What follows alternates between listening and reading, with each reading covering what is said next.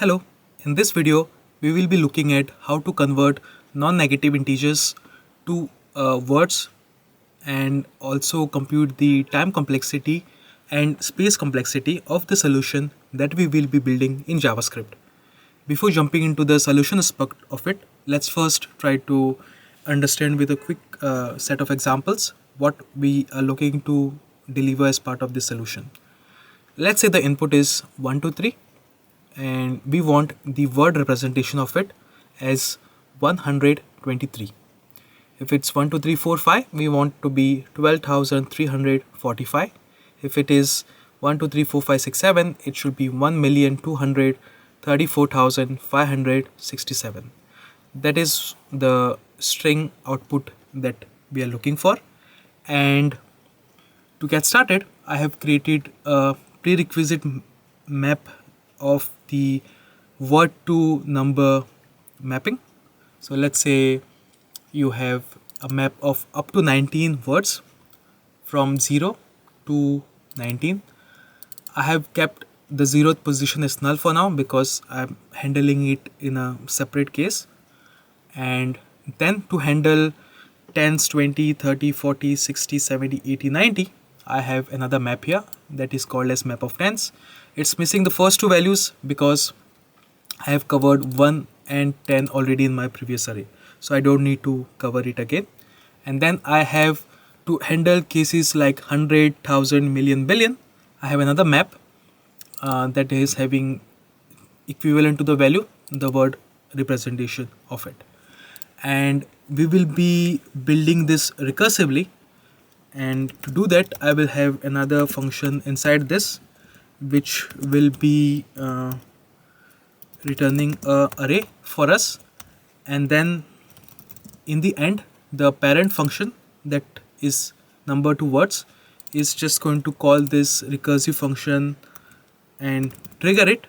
And then because it's going to be array, because as you can see there is not just one word, there is a combination of words, and that combination is going to get stored in the array that is going to be returned from this word function that we have written inside this. And to join the array, we will just use something like this, and if nothing is returned, then I'm just going to return 0 in this case.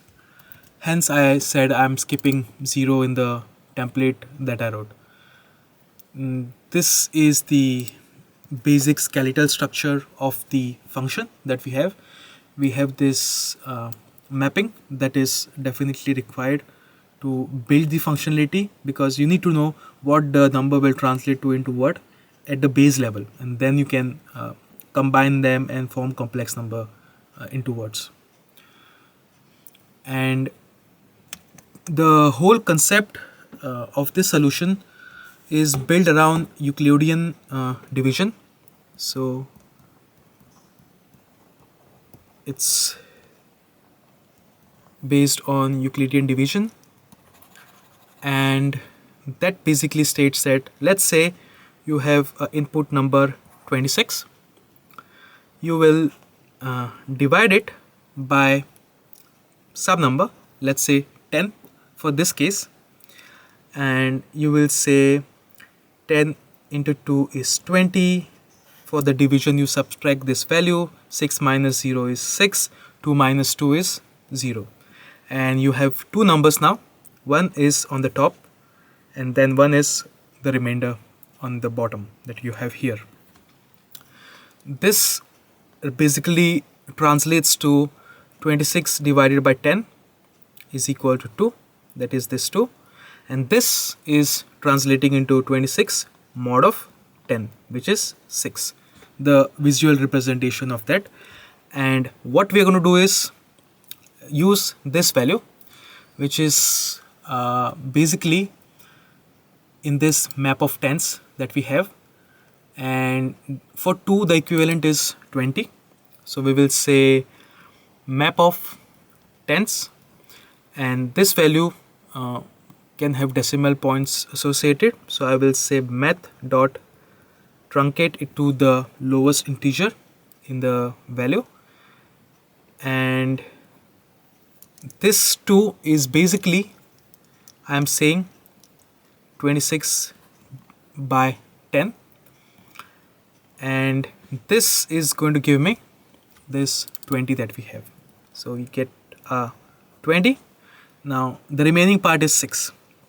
For that, we're going to call this one recursively within itself, and then spread the result, because I'm returning the main array, and in the end everything gets joined together. And I will, when I call it recursively, what do I pass to it? I pass this value to it, which is 6, because I got my 20. Now what I'm looking for, that is the remainder, is my 6. So I will say 26 mod of 10, and this is going to be giving me my 6, and in the end I have my 26. That is what I was looking for. And this translates into code something like this. If n is equal to 0, then I'm just going to return empty, because I have handled my 0 edge case here.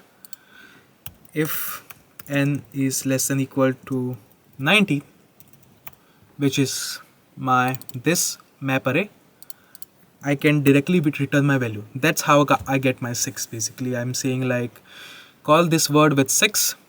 You come inside, you see, okay, 6 is less than 19, and it is in this map at this position. So I will just say return from this map of up to 19 words the n value that we had. So that takes care of my 6. And to take care of this tense use case that we have here, what I will just do is, if n is less than equal to 99, so we handle it up to 99 with this logic, and we will just say return 2 components to it. The first component is what we just now saw. From map of tens, you're just going to call mat.trunk, and you're going to be passing this n divided by 10, and because it's in tens, that's why we divide it by tens. So 10, 20, 30, 40, 50, 60, 70, 80, 90, it's in tens. And then we call this recursively here, and we get n mod of 10 to give us the output for this one. And then after this, what we do is, so this will take care of our 26. Next comes the part of handling 100,000 million billion. Now that's the next level into the problem. So this lays the foundation of a solution, and then it gets a bit tricky for the next part, but the core logic will still remain same, only slight tweaks here and there. So you can, in terms of getting an understanding of the logic, you can remember this as the core of the functionality, and then you just tweak it to cover all the cases that you have. And please note that when we try to handle this, the sequence matters. So we will go from the highest number, that is from billion, then million, then thousand, and then to 100 to reach a solution. So for that, I will say something like this: constant t comma label of this above 99 map, and I will say if mat.trunk of. Now I have this n as my input, and I will divide it by this t, and I will say if it is greater than 0. Now what does this line mean when I say it is greater than 0? What it basically means is, let's say you got an input of 200, and this 200 divided by the first 100 in the array that you received basically from this one. If I divide it, I get 2 here. But if it's a lower number, let's say it was 20 and I divided it by 100, the decimal will shift from here twice. So now it will become 0.2, which is less than 0. So I need to get the correct representation of the value to use. So whether it's 100, whether it's 1000. So based on this check, I will be able to link the correct notation label that I want to use. And let's just tweak the original condition a bit. So this was our original condition that we wrote initially, and I'm looking for a number. Let's say 123 is my input, so I'm looking for 1, I'm looking for 100, and I'm looking for 23. And to take care of that, what I will do is, instead of doing this now, I'm looking for 1 from this 123.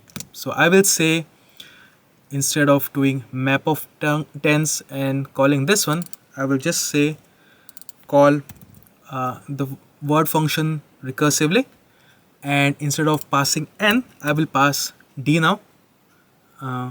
Sorry. So instead of doing like n by 10, I will do n by d, and instead of doing n by 10, also I will do n by d.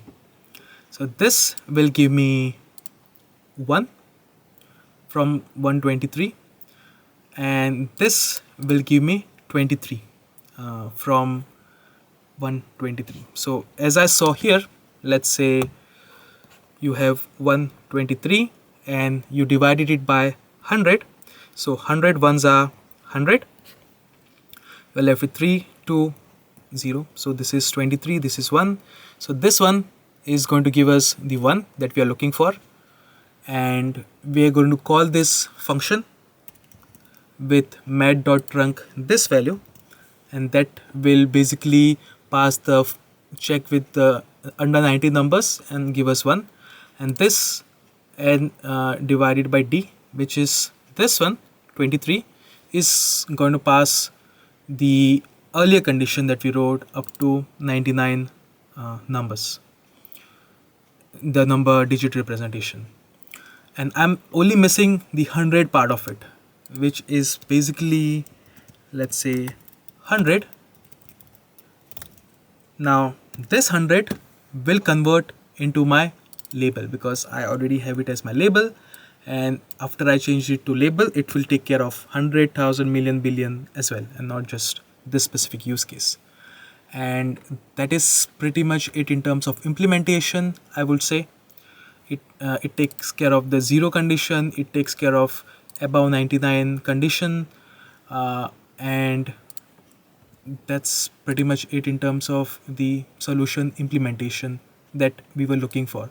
Now in terms of time complexity and space complexity, the time complexity will be bigger of log of n to the base of 10, because the time it consumes increases linearly as the number of digits increase in the number that you have. What I mean to say is, if you have 1 to 3, it's going to take comparatively less time than 1, 2, 3, 4, 5, because we have this recursive calls, and it depends on the number of digits that you have.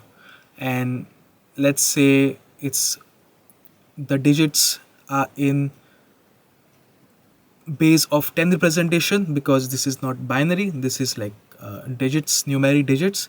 That's why it's base of 10, and log of n because it linearly increases, the time linearly increases with the number of digits that increase. So this had 3 digits, this has like 5 digits, and this is like 4, 5, 6, 7 digits. So it keeps on increasing linearly as the number of digits increase.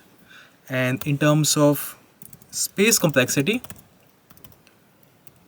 also it is big O of n log of n to the base of 10, because we are making recursive calls here, and those number of recursive calls will also depend on the number of digits that we have, and the number of digits as they increase, the complexity of these calls will also increase, because more number of digits means you're going to make more recursive calls in the call stack, and that's why that is also big of log of n to the base of 10. So both of the complexities are to the base of 10, and that's a recursive solution for this implementation. Thank you for watching. Please like and subscribe. Bye.